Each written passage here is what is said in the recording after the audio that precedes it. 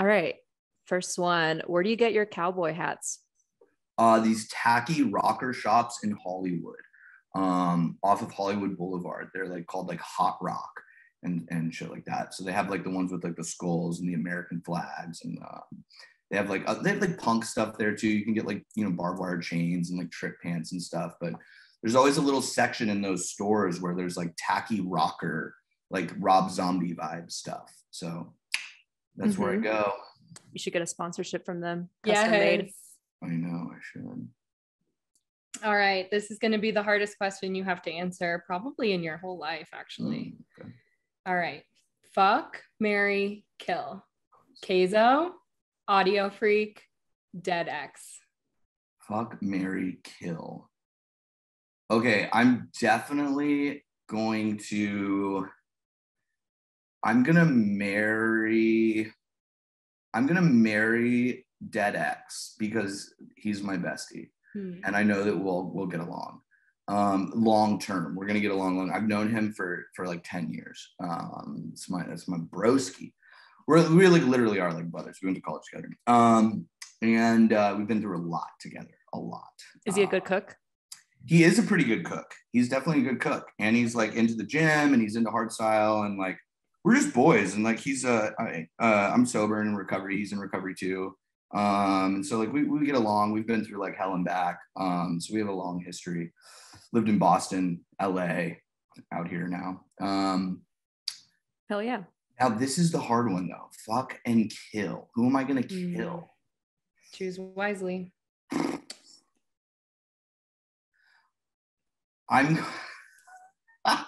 Fuck, man. I'm gonna fuck Audio Freak, man. I'm gonna fuck Audio Freak. Yeah. I'm gonna fuck Audio Freak. And I'm gonna kill Keizo because he didn't want to be a primary feature on Need You. And he made me put him as a feature because of some scheduling shit. You hear that, Hayden? You hear that? No, I really don't care. I'm just fucking around. I actually love Hayden. Is the man. Hayden is the shit. But like, that's hard, man. That's a really hard one. It's a loaded question. I know, it's super loaded. I really hope he doesn't see that. Don't worry, we have other snippets we can use on TikTok. I don't care. Yeah, I'm gonna fuck Audio Freak, man. I'm gonna fuck Audio Freak. I don't know. He seems spicy, you know. There's a lot he doesn't show on the surface, you know. Yeah. And his girlfriend's taller than him, you know. I saw that yesterday. Yeah, in the elevator. Yeah. That says something about a man. You know? So I think he probably can lay it down. He can hang. He's probably a freak in the sheets. Yeah. Sorry, Hayden. I love you, man. Audio freak in the sheets. I also really don't care that you're a feature. Just to make that clear. It doesn't bother me. For the record. But I know what you were up to, brother. Also, we did, when we got all the submitted questions, there were at least like 20 people, not kidding, like 20 people who submitted the same fucking question of like, who is Dead X and why is he so sexy? And I'm like, was this posted in a repost chain or what the fuck? Because everyone was posting the exact same. No way. Accounts, yeah, literally. I have no idea. I mean, I can give a little more of an introduction. It's my boy Trevor. He's been a friend of mine forever. We've made music together. We went to college together. We went to music school in Boston together. And we've been friends for a very, very long time. And I think he was making trap and stuff, and I was making hardcore. And I was like, oh, dude, check out the shit I've been making. You know, like I'm doing hardcore and stuff now. It's going really well for me, whatever. I think he was like in rehab or something, and like he'd like just gotten out of rehab. And I'm like, well, dude, I'm like kind of like touring and shit now, dude. Like it's kind of like actually happening for me, bro. And he was like, whoa, crazy. So anyways, I'm sending him tracks. I'm like, check this out, dude. And like a couple of months later, a year later, he's like, man, like, I gotta tell you something. Like, dude, all I've been doing is listening to hardcore and like hard dance and like raw and hardstyle. Is like, and like, man, like there's no future for me in trap music. Like, fuck, man. Like, I kind of want to like pivot out. And, you know, I told him, I was like, bro, like, I'll help you, dude. Like, you're a brother to me. Like, I'll do what I can to like help you. I mean, obviously it's going to be on you, but like, you know, like I'm more than happy to help you, dude. Like, you're my fucking brother, dude. And so anyways, he's really starting to come together and like make some serious music, and the stuff that he's sitting on, I'm like extremely impressed with. And the dude is like the dude has done what I did in the beginning, which was like learn the music quickly. Learn the music and really live and breathe the music. It is your lifeblood. It's on in the gym. It's on in the car. You know all the artists. You keep up with the releases. You are in it because you love it. And he's done that. And so his like vocab in his production over the past like couple months has like grown tremendously. And I think it's due to just like becoming more and more familiar with the music, which, you know, if anybody's listening and is interested in some of my theories regarding that and getting better, I think that that's just like a huge key is like you like learn the music and you learn the vocabulary behind it by emulating people that you like, actually by sort of copying people. And being a little rigid in the early phases where you hear a fill and you replicate that fill. You hear a kick and you try to make a kick similar, not exact, but similar, that has the same effect that the kick has. So it's like, I don't need to like make a up-tempo kick like Cryogenic, but like if I like that sort of high pitch, kind of heavily distorted wide drum, like, well, I'll try to make a kick drum that's heavily distorted and wide, but not the same. And so he's done a great job doing that. I'm really excited for where he's kind of going with this stuff. And he looks good, man. He got shredded too. He got shredded and jacked per the Lil Texas cookbook diet macro training program. I trained him. There you go. Testimonial. Yeah, he's jacked and shredded. Well, shit. Maybe FBI can get some exclusive look on that because we're trying to get shredded here. Yeah, literally. But we also got Joe Rath anyway. Joe Rath knows what he's doing. He does. He has us on the Rath routine. That's good. I'll send you the cookbook too if you want to like, you know, take a gander at it. Oh hell yeah.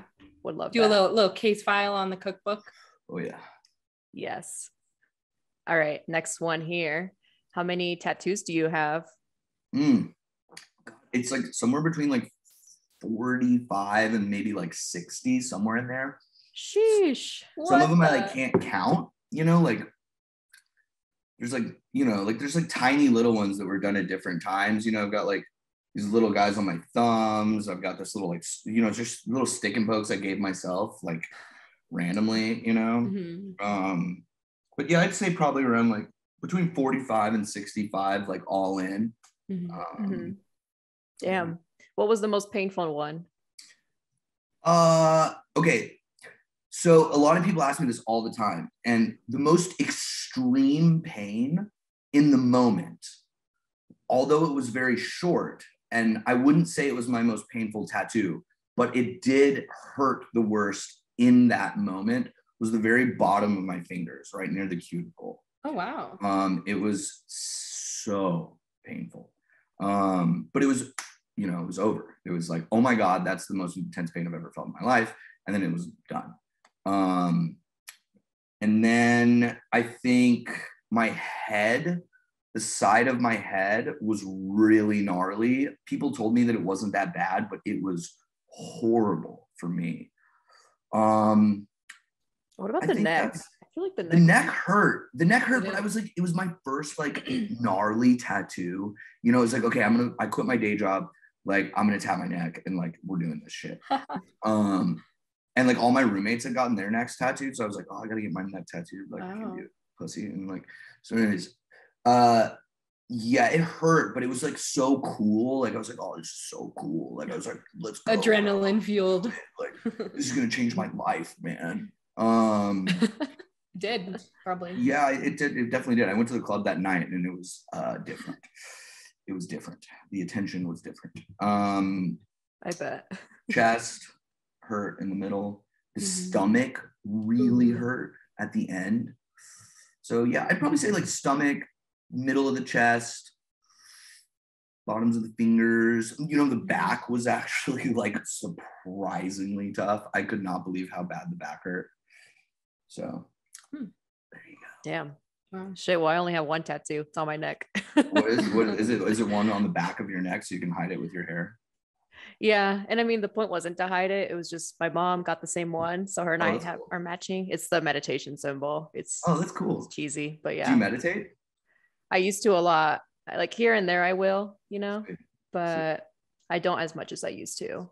But yeah, my mom was like on a spiritual journey, and so I joined her on that. And my sister got the same tattoo on her wrist, and my mom and I got it on our necks. That's awesome. I love that. I meditate every day. I love meditation. Yeah, I need to get back on it. Like there's mornings where I'll put like on YouTube like 10-minute affirmation videos, and I'll listen to those and I'll journal. So that's like my meditation, but not like I need to like actually sit down and focus and just do nothing and just be in the moment and not just open up my email right away, because I have this really bad tendency of waking up, checking social media, checking my messages, answering everything, and it's just like not the right way to start my day. I need to get back into just like meditating and journaling.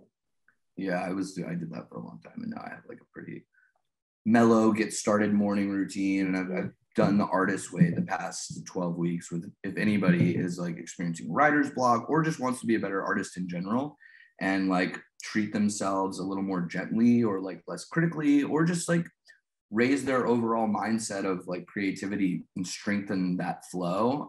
The artist way like changed my life. I did it the past like 4 months it took me. I'm on the last week this week, and so yeah, it has you journal 3 pages every single morning, and it like has been the most transformative process for me as an artist that I think I've ever done. It's actually incredible. It's a lot of work. Awesome. But it is worth it. So it's a book, right? Yeah, it's a book. It's very popular. Okay, because I think it was Hayden that posted about it on his story. I think he tagged you. I put him on. Yep. Oh wow. That's right. It's worth it. It's a lot of work, but it's worth it. And essentially it's just like your inner artist is like a little kid who just loves music or whatever. And like, you got to be nice to the little kid. You got to be nice to yourself in general too. Exactly. I think it applies all around the principles, you know? So cool. There you go. Yeah, definitely. We'll check it out. Cool. Our next question, I think it's my turn to ask the question. What has been your favorite performance of your whole career? Another one I get a lot. That's tough. That's a tough one. I think there's some memorable ones. Like EDC Mexico is always very, very lit. Like crowd is extreme there. That one was definitely the first one. Actually, both years.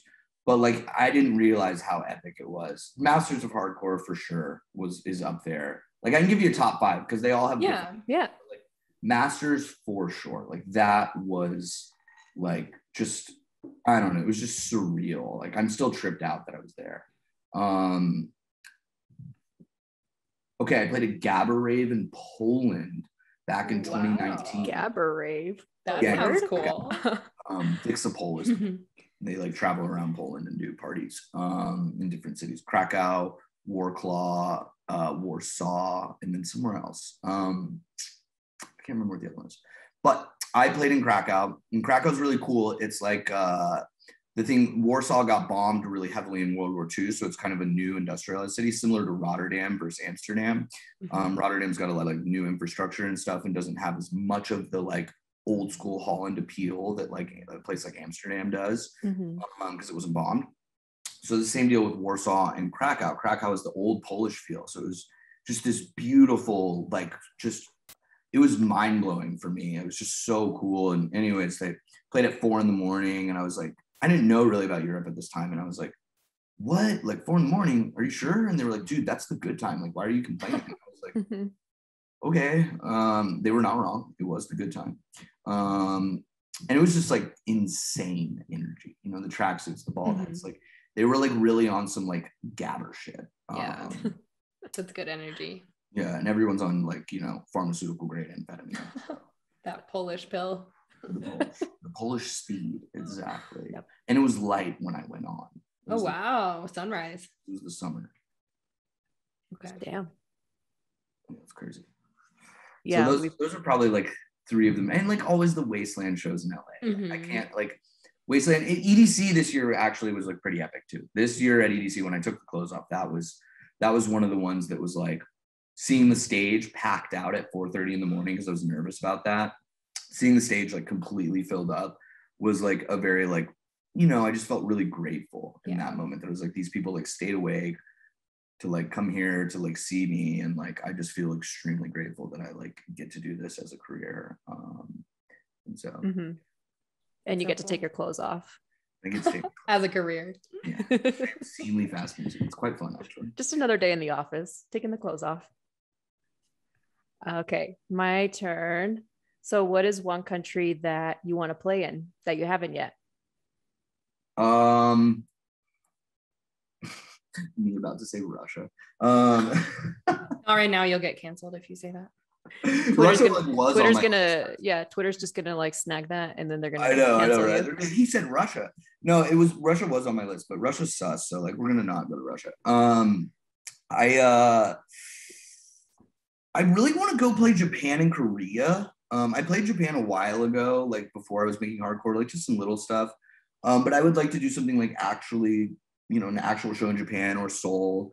I'm really, really into Korean food and just like Korean stuff in general. Like I really like that, just that vibe. So I would love to do that. Australia was on my bucket list, excuse me. And I'm going in June. So that's another one. Yeah, I think like Japan and Seoul. I've done China, but Japan and Seoul are like up there, and I've done a lot of Western Europe. I think, even maybe, which is like, I was like, oh, I want to keep like going east in Europe. And like, that was sort of the like, Russia, Ukraine, sort of thing. Like I had both of those places. Like I was like, oh, it'd be so cool to DJ in like Ukraine or like Belarus or something. Or yeah. Just place you wouldn't normally go, maybe. But yeah, I definitely think Japan, Korea, those are probably the big boys. Yeah, I heard that Japan goes pretty ham when it comes to hardstyle and hardcore out there. Oh yeah, Japan's cool. 2 more questions for you. What is your pre-show routine? Oh, good question, actually. So I still get a little nervous because I'm just charged up, and I just want to perform well. But what I do actually is I do some push-ups. I do about like 50 push-ups. 50? Yeah, 50 Holy to get shit. the blood flowing, get a little pump going, Sheesh.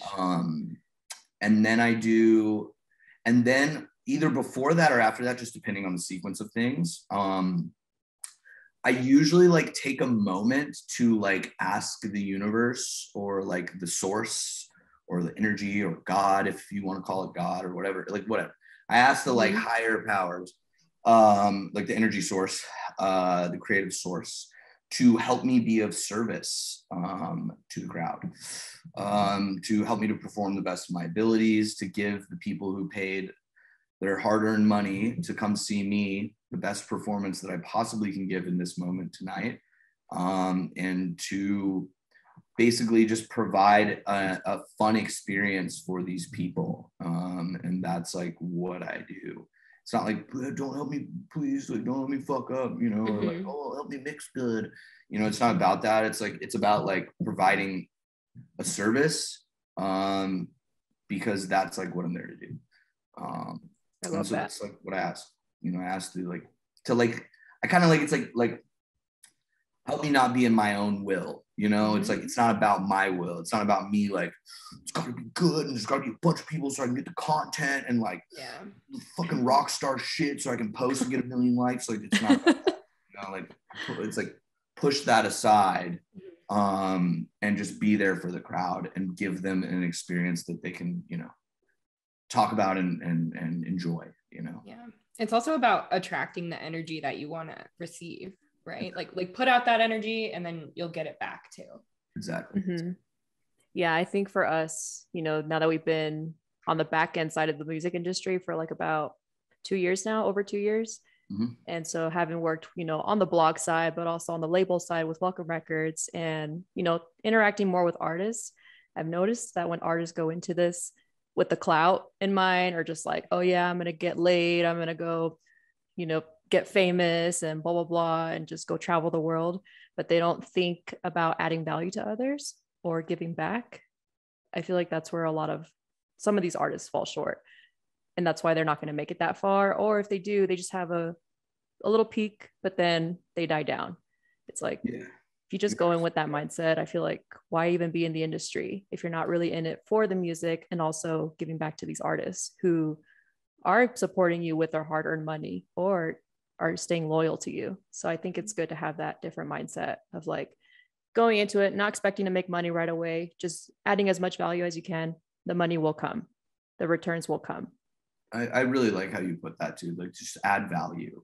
And that's what, to what we were talking about earlier with like, people on Twitter trying to like, I don't know, ruin people's lives and shit. It's like, is that adding value to the world? Is that like bringing anything positive to the world? Because negativity begets negativity. And so for me, it's always been about that. And like, I really couldn't have put it better that it's like, I'm going to make like stupid, funny jokes because they make people laugh, like I'm going to like take off my clothes because it's funny and it's fun. Yeah.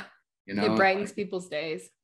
Yeah, and it's like you're so right. Just like add value to the industry, add value to music, and do it for the music. Because people like hardcore. There's a lot of people in America who like hardcore who don't get hardcore shows. Because guess what? There's not many hardcore artists that can sell tickets. Yeah. So promoters who are promoters, their like well-being depends upon money, which is ticket sales. They have a hard time with it. And it's not about a scene. It's not about that. It's about artists being able to come through the cities and sell tickets. And so like, that's a thing for me that it's like, okay, well, like I'm going to like try to get bigger, obviously try to get clout, try to do these things to grow because those are necessary aspects of growth. And those are the byproducts of working hard and having people enjoy your music. But, it's ultimately not about that it's really about like providing the service, providing the music to a larger and larger amount of people. And the reality of being able to provide that service of hardcore and music to a larger and larger audience is that you have to be able to sell tickets. And in order to sell tickets, you have to be popular. And in order to be popular, you have to have good content and you have to grow the brand and you have to have upward mobility within the industry and keep growing and making moves and blah, blah, blah, blah. So you have to play the game, And I don't think a lot of people understand that, especially in hard dance. A lot of artists are like, well, but there should be a scene. What's the scene? And I'm like, dude, it's not about the scene, bro. Partially about the scene. I like that. That's cool. It's cool that we've kind of been able to talk about like some real shit too in the last hour, like what motivates us, what fulfills us. Like those are the conversations we love to have. So totally, I'm a straight shooter. Call it like it is. It's like there's a reality to the music industry and there's a reality to like what this stuff is. And a lot of people don't want to look. They don't want to look at it. They don't want to look at it because it sucks. I wish it was about the music.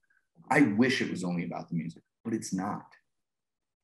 So yeah, it's a lot of politics too in the back end. Yeah, exactly. It's like Anyways. Yeah. Well, we want to keep growing the hard dance scene. So we know a few American hard dance artists that we're trying to grow and throw some shows. It'd be cool if we all got together and did a show out here in Denver or LA somewhere.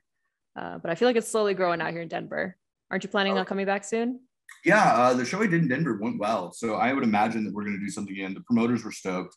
So I'm sure Denver, I keep having these like holds in my schedule for Denver, but they keep getting moved around and like it's a scheduling thing with me, like and stuff. So eventually it'll like work itself out and I don't mind waiting because like if things go according to plan, we'll just continue to grow and we'll be able to do something even more impactful. Yeah. Hell yeah. Can't wait. All right. One last question in the lightning round. Do you drink pre-workout? Oh yeah. All right. Well, what flavor? Drink, abuse. I don't know. Snort. Chug. Boof. Yeah. Boof. The pre-workout. Yeah. Pre-workout suppositories. I usually use GAT. GAT. GAT Nutrition. I like it. It's clean. It's affordable. It's got a good pump and it's got a lot of caffeine. I like the like high stem. Like I want to feel my face on fire. A tingly feeling off the pre-workout. Absolutely love it. We all know that feeling. Yeah. Well, there's no turning back. You take the pre-workout, you have to go to the gym. You have to. Oh yeah. So I like GAT. I've done a lot of different ones too, but like GAT's kind of like my old faithful. They make a version called GAT Burn, It sort of has like some like thermodynamic properties. It just makes you sweat a little more. It makes you hot. Get more out of that workout. Yeah, and they're like spicy. They're like Mexican candy flavors. They're like spicy Mexican mango. candy. That's cool. Yeah, it's like spicy. It's actually like kind of hot. And I'm a big fan of Mexican candy. So hell yeah. Gap burn, and then I get all sweaty, and I'm just like, is it hot in here, you guys? Yeah. So yeah. Yeah, I'm gonna be chugging some pre-workout after this. I know, I'm eyeing it right now. Fuck yeah. Pop a Cialis. You get a really good pump. All right, noted. I have to find a Cialis Pro first. tips from Lil Texas. Take a Cialis. No, that's actually really common. A lot of dudes in the gym are on Cialis. Huh. Interesting. Wrath, where are you? Yeah, Wrath. Joe? Oh, Joe will confirm that one. Will he? Okay, oh, for the yeah. record. He'll be like, oh yeah. Yeah. I don't do it. That's crazy. That's ridiculous. Only half of Viagra before the show, though. That was a one time, okay? Listen, I got laid that night. So the Viagra. Oh, it worked? It worked out. Yeah. It worked out. Worked out perfectly. For me. Good timing. Yeah, you know. Well, do you have any final words that you'd like to say to everyone who is possibly listening? Yeah, you know, anybody who's out here who's, you know, streaming my music, who's, you know, supporting me in any sort of capacity, like, thank you. I'm extremely grateful to you. And, you know, we're going to keep putting out a lot of music, and we're going to keep playing as many shows as we can. And we're going to keep trying to, you know, bring this hard dance sound to the largest audience that we possibly can, the most cities we possibly can. We're going to, you know, take this music and we're going to do some cool things with it, and, you know, keep an eye out. I got my techno record coming out. We got a lot of hard dance music that's going to start dropping, some big collabs, big remixes. And, but yeah, mostly just like, thank you. It's really just like, I am filled with gratitude on a daily basis. And I feel extremely fortunate and extremely lucky to be in the position that I'm in. And given that, like, I'm going to continue to work extremely hard, and I'm going to continue to like do what I can for hardstyle and hardcore, and all hard dance genres in between, and EDM in general. Yes. Let's grow the hard dance scene in America. Like, that's now. the goal.